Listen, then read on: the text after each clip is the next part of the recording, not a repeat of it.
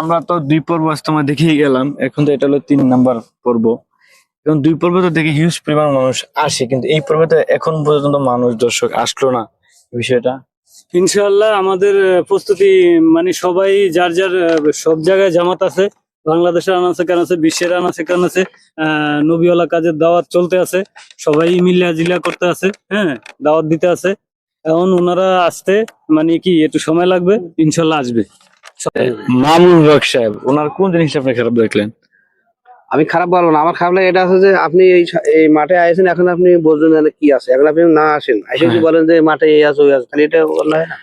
আমরা তো এরকম কোনো কিছু দেখি নাই যে আল্লাহ মামুনুল হক সাহেব উনি এরকম স্যার সাহেবের বিপক্ষে কিছু না কিছু বলছে। সবই তো- কথা বলছে যে না পেপারিং আমরা যেরকম কিছুদিন আগে দেখতে পাচ্ছি যে এই যে বাংলাদেশ স্বাধীন হইলো, যে ছাত্রগুলো এত কষ্ট করলে, যে ছাত্রগুলো জীবন দিল, এর ভিতরে 3-4 জন ছাত্র আছে বর্তমানে। একজন নাম সার্জিস সালাম, একজন হাসানাত আব্দুল্লাহ।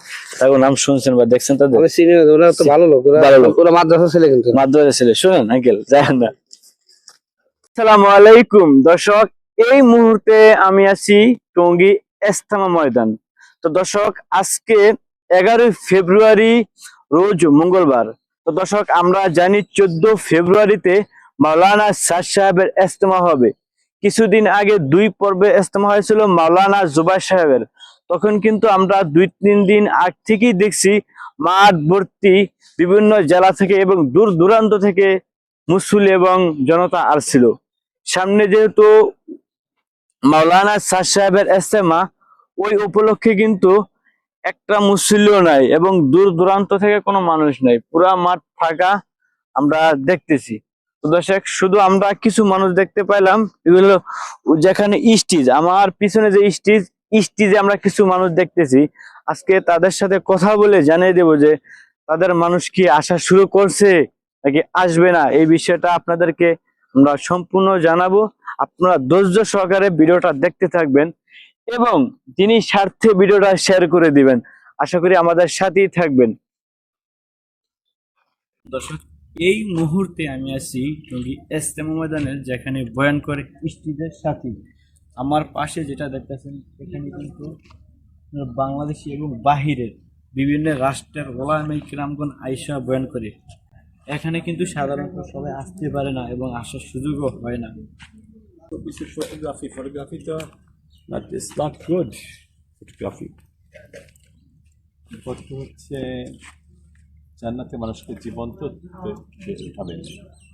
দুনিয়াতে আমরা একটু বেঁচে থাকবো, তাহলে আদারওয়াইজ আমাদেরকে বলে আমাদেরকে ছবি তুলতেছেন না, এটা ভিডিও করতেছে না আমাদের নট নট না। আসসালামু আলাইকুম ভাই, ভালো আছেন? আলহামদুলিল্লাহ। আমরা তো এখন ইজতেমা ময়দানে আছি, তাই না? জি জি। এখন ইজতেমা ময়দানে আমরা তো সবসময় দেখতেছি যে এক হ্যাঁ। পর্বে হয় সব আলেম মিলে, এখন 2 পর্ব হওয়ার কারণটা যদি একটু বলতেন। মানে আপনি যে কথাটা বলতে চাইছেন যে এখন কেন যে ভাই তারও এখন কেন 2 ভাগ হইলো, এটার বিষয়টা আর কি জানতে চাইতেছি। এখন 2 ভাগ হচ্ছে বলতে, মাঠ হইলো যে ছোট, মানুষ বেশি, নবীওয়ালা কাজ, উনারাও একই আল্লাহর দাওয়াত দেয়, আমরাও একই আল্লাহর দাওয়াত দিই। উনারাও আমার কালামওয়ালা ভাই, আমরাও ওনাদের কালামওয়ালা ভাই। কোনো আমাদের ভিতরে কোনো ভাগ বন্টন নাই। নবীজির সবাই উম্মত, ঠিক আছে? এখানে কোনো ভাগাভাগি নেই, আমরা সবাই নবীজির উম্মত, ঠিক আছে? নবীওয়ালা কাজের জিম্মাদারি, এটা যে বলবে যে ওই যে এক কথাই বলছি, যে বলবে রসুল পাক সাল্লাল্লাহু আলাইহি সাল্লামের উম্মত, তার কাজ হইলো যে দিনের দাওয়াত দেওয়া, ফরজে আইন। এই কাজের জন্যই আল্লাহ তাআলা যুগে যুগে মানুষকে দুনিয়াতে পাঠাইছে। আর এই কাজের জন্যই আল্লাহর দিনকে কায়েম করার জন্যই যুগে যুগে মানুষকে আল্লাহ তাআলা সৃষ্টি করছে। বাবা আদম আলাইহিস সালাম থেকে যত মানুষ আছে, শুধু একমাত্র আল্লাহ তাআলার পরিচয় দেওয়ার জন্য, আল্লাহ তাআলার বরত্বের পরিচয় দেওয়ার জন্য মানুষকে আল্লাহ তাআলা সৃষ্টি করছেন, না তো সৃষ্টি করতেন না। আচ্ছা ঠিক আছে ভাই, আপনার কথা বুঝলাম। এখন আপনাদের ইজতেমা শুরু কবে থেকে? আল্লাহ চাইতো মনে করেন বৃহস্পতিবার থেকে আরম্ভ হবে। বৃহস্পতিবার তো 13 তারিখ। 13 তারিখ থেকে কয় তারিখ পর্যন্ত? 13 তারিখ থেকে আম্বয়ান শুরু হবে ইনশাল্লাহ। 13 তারিখ থেকে। হ্যাঁ, আর আমাদের মেন আখিরি মুনাজাত। হ্যাঁ, আখিরি মোনাজাত হলো আপনার 16 তারিখ, প্রায় 12টার পরে জোহর আগে হয়ে যাবে ইনশাল্লাহ আখিরি মোনাজাত। এখন আমরা তো 2 পর্ব ইজতেমা দেখেই গেলাম, এখন তো এটা হলো 3 নাম্বার পর্ব। এবং 2 পর্বে তো দেখি হিউজ পরিমাণ মানুষ আসে, কিন্তু এই পর্বে তো এখন পর্যন্ত মানুষ দর্শক আসলো না, এই বিষয়টা। ইনশাআল্লাহ আমাদের প্রস্তুতি মানে সবাই যার যার সব জায়গায় জামাত আছে, বাংলাদেশের আনাচে কানাচে, বিশ্বের আনাচে কানাচে নবীওয়ালা কাজের দাওয়াত চলতে আছে, সবাই মিলিয়া জিলিয়া করতে আছে, হ্যাঁ দাওয়াত দিতে আছে। এখন ওনারা আসতে মানে কি একটু সময় লাগবে, ইনশাল্লাহ আসবে। সবাই প্রস্তুতি নিয়ে রাখছে, সবাই আসতে আছে, কেউ গাড়িতে আছে, কেউ লঞ্চে আছে, কেউ দেওয়া গেছে যে বিভিন্ন জায়গায় আছে, ওনারা আসতে আছে, ময়দানে আসবে ইনশাল্লাহ, আল্লাহ আনবে ইনশাল্লাহ। তো দর্শক আপনারা শুনলেন, তাদের লোক নাকি বিভিন্ন প্রান্ত থেকে আসার জন্য প্রস্তুত হয়ে গেছে এবং অনেকে অনেক পথ চলে আসে। মামুন হক সাহেব, ওনার কোন জিনিসটা আপনি খারাপ দেখলেন? আমি খারাপ বলবো না, আমার খারাপ লাগে এটা আছে যে আপনি এই মাঠে আইছেন, এখন আপনি বলছেন যে কি আছে, এখন আপনি না আসেন এসে যদি বলেন যে মাঠে এই আছে ওই আছে, তাহলে এটা অন্যায় না? আমরা তো এরকম কোনো কিছু দেখি নাই যে আল্লাহ মামুন হক সাহেব উনি এরকম স্যার সাহেবের বিপক্ষে কিছু না কিছু বলছে। সবই তো- একটা কথা বলছে যে না পেপারিং আমরা যেরকম কিছুদিন আগে দেখতে পারছি যে মাঠে যখন জোবাইর সাহেবের লোক আসছে কাজ করতে, তখন স্যার সাহেবের লোক মারধর করছে। না, এটা এটা আর ভুল কথা। কারণ কি, হ্যাঁ, এটা তো আপনি এই বাড়িটা আমার, জি জি আপনি আমার বাড়ি আছেন, হুম। আপনি কিন্তু এসে এখানে মারতে পারেন না, কারণ আপনি অলরেডি আছেন, আপনি এই জায়গায় হুম। আর একজন এসে মারতেন। কিন্তু ওরা যা দেখাচ্ছে এটা অরিজিনালি, এটা তদন্ত করতে হবে যে আসলে কি ওরা মারছে, এইটা কেউ জানে না, এটা মেরেছে, এটা কিন্তু কেউ বলতে পারবে না, আমি বলতে পারবো না যে এটা ওরা মেরেছে না ওরা মেরেছে। এই জন্য আপনি আপনার লোক আপনি জীবনে মারতে পারেন না, পারেন?